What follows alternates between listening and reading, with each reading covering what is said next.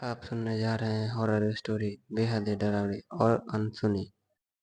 यह कहानी जुर्म की दुनिया की वह काली परछाई है जिसकी असर ने सबकी नींदें उड़ा दी थी। एक शहर में एक पुलिस थाना थी। थाने में अक्सर स्थानीय लोग समस्या लेके आते थे और उनका समाधान आसानी से हो जाता था, क्योंकि शहर की आबादी बहुत ही कम थी और यहाँ के लोग भी शांति के साथ जीवन पसंद करते थे। सब कुछ बेहतर चल रहा था। तभी थाने में एक लेडी ऑफिसर की नियुक्ति होती है। उसका नाम रीटा था। ये इंस्पेक्टर रीटा बहुत ईमानदार और बहुत बहादुर थी। वह आते ही पुलिस थाना का मुआयना करती है और हवलदार से थाने की साफ सफाई करवाने को कहती है। हवलदार भी आदेश अनुसार सफाई कर्मचारी को बुलाकर पूरे थाना की साफ सफाई करवाते हैं। तभी रीटा थाने के स्टोर रूम में चली जाती है। वह वहाँ कुछ पुराने केसों की फाइल देख रही होती है। तभी अचानक ऊपर के फाइल नंबर 186 जमीन पर गिर जाती है और रीटा की नज़र उस फाइल पर पड़ती है। जैसे ही रीटा उस फाइल को उठाकर खोलती है, उसके चेहरे की रंग बदल जाती है, क्योंकि उस फाइल में जो फोटो होती है वह उसका बचपन की सहेली रिया की फोटो थी, जो कि छोटी सी उम्र में ही लापता हो चुकी थी। लेकिन यहाँ सबकी फाइल का होना एक रूहानी इशारा था, जिससे कि रीटा की जिंदगी में उलझन बढ़ने वाली थी। रीटा इन बातों को से अनजान रिया के घर पर फोन लगाती है और उसके बारे में उसके माता पिता को बताते हुए कहती है कि आपकी बच्ची इस दुनिया में नहीं है।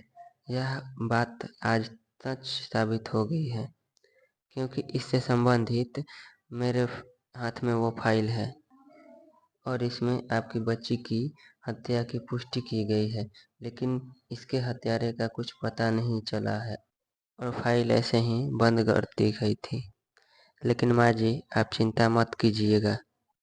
मैं अब इस केस की तह तक जाऊंगी और अपनी सहेली के हत्यारे को पता लगाऊंगी, और मैं वादा करती हूँ कि जो भी कोई इसमें भी है उसे सख्त से सख्त सजा मिलेगी। जिसने भी मेरी सहेली के साथ ऐसा किया था। रीटा इतना कहकर और फोन रख देती है और थाने के सभी सिपाहियों को बुलाती है और अपनी सहेली की केस की फाइल दिखाकर सभी से उसके बारे में जानना चाहती है। लेकिन यह फाइल बहुत पुरानी थी और यहाँ तैनात सभी पुलिसकर्मी हाल ही में के समय में ट्रांसफर हुए थे, जिस वजह से उन्हें भी इस केस के बारे में कोई जानकारी नहीं थी। रीटा बहुत सोचती है, फैसला करती है कि मुझे इसी जगह पर जाना चाहिए जहां आखिरी वक्त रिया की लाश मिली थी। वह पुलिस जीप में एक सिपाही के साथ 15 किलोमीटर दूर थाने पर पहुंचती है, जिसके बारे में फाइल में जिक्र किया गया था। यहाँ पहुंचने के बाद पता चलता है कि यहाँ तो कोई अस्पताल है जो कि बहुत साल पहले आग लगने से बर्बाद हो गया और उसके बाद इस अस्पताल के मालिक ने इसे ऐसे छोड़ दिया और विदेश चला गया। गुत्थी की उलझन सुलझने की वजह उलझती जा रही थी। इंस्पेक्टर रीता ने अपना मन बना लिया था कि कुछ भी हो जाए, लेकिन अपनी वह सहेली का हत्यारे का पता लगा के ही रहेगी। वह अस्पताल के बारे में पूरी जानकारी इकट्ठा करना चाहती है और वह जिला कलेक्टर कार्यालय पहुंचती है। वहां से उसे जानकारी मिलती है कि बहुत साल पहले अस्पताल में जो आग लगी थी, वहां कई नर्स झुलस कर मर गई थी, लेकिन रिया का कोई भी रिकॉर्ड नहीं था। उस अस्पताल के स्टाफ रजिस्टर में मौजूद नहीं था। और बातों बातों में रीता को स्कूल से संबंधित एक सूचना मिलती है।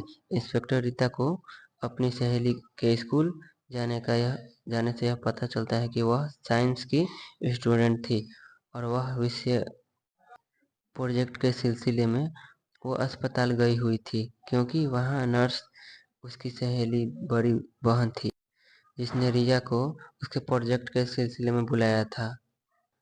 और इंस्पेक्टर रीता को एहसास हो गया था कि हो ना हो रिया की हत्या से इस अस्पताल का कोई जरूर न जरूर कनेक्शन हो। इंस्पेक्टर रीता ने स्पेशल टीम के तहत अस्पताल के मालिक से मिलने का फैसला किया, ताकि आगे की जानकारी जुटाई जा सके। और वह विदेश भी चली गई। वहां जाकर पता चला कि वह व्यक्ति बहुत कामयाब हो चुका था और उसके मिलने का इतना आसान तरीका नहीं। लेकिन रीता के हौसले बहुत बुलंद थे। उसने ठान लिया था कि वह उससे मिलकर ही रहेगी। रीता उस अस्पताल के मालिक को मोबाइल नंबर हासिल कर लेती है और उसे धमकी भरा मैसेज किया करती है। रीता की हत्या को लेकर मैसेज भेजती है। दरअसल यह अंधेरे में तीर लगाने जैसा था, और तीर जाके सही निशाने पर लग जाता है, क्योंकि वह अब एक इंस्पेक्टर रीता थी। और वह आदमी रीता से मिलने को तैयार हो जाता है। और जैसे ही दोनों की मुलाकात होती है तो इंस्पेक्टर रीता को उसके चेहरे के हाव भाव देखकर पता चलता है कि रिया की हत्या में जरूर कोई इसका हाथ है। वह इंस्पेक्टर रीता को रिश्वत का ऑफर देता है और कहता है, आप इस केस को हटा दीजिए। लेकिन रीता मजबूर थी और इस आदमी को वह गिरफ्तार नहीं कर सकती है, क्योंकि उस आदमी के खिलाफ रीता के पास कोई सबूत नहीं था। और वह गुस्से से विदेश से वापस आ जाती है। तभी रीता के मोबाइल में अचानक एक फोन आता है और उसे अस्पताल के सीक्रेट चेंबर का पता चलता है। और वह दोबारा पुलिसकर्मियों को लेकर उसी अस्पताल पहुंचती है और वह तहखाने के बने हुए चेंबर का दरवाजा खुलवाती है। वहां रखी हुई सभी चीजें भी सुरक्षित होती है, क्योंकि आग का प्रभाव वहां तक नहीं पहुंच पाया था। सारे कमरे की तलाशी लेने के बाद रीता को एक वीडियो कैमरा और एक पेन ड्राइव मिलता है, और जब उसकी रिकॉर्डिंग देखी जाती है तो पता चलता है कि इस अस्पताल का मालिक महिला की आपत्तिजनक वीडियो बनाता था और उन्हें इंटरनेशनल बाजार में बेचता था। और इस काम में अस्पताल के भी सभी कुछ स्टाफ उसका साथ देते थे। लेकिन आखिरी दिन की क्लिप में उसकी सहेली रिया का भी वीडियो शामिल होता है, जिसके वह सीक्रेट चेंबर में आकर अपने कपड़े बदल रही थी।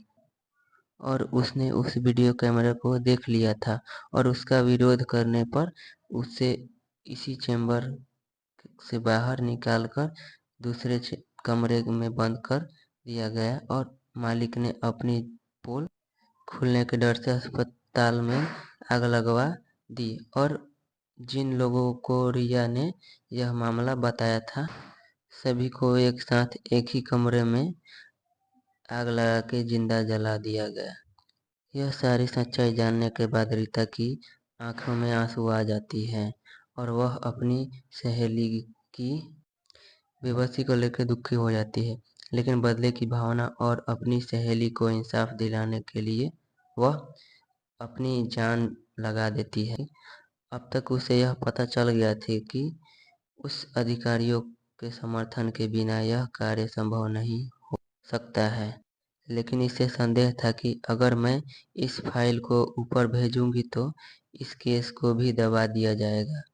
इंस्पेक्टर रीता ने दिमाग लगाते हुए सारी फाइल मीडिया को वायरल कर दी और देखते ही देखते बात आग की तरह फैल गई और हादसे से जुड़ी लोगों को पुराने जख्म फिर से ताजा हो चुके थे।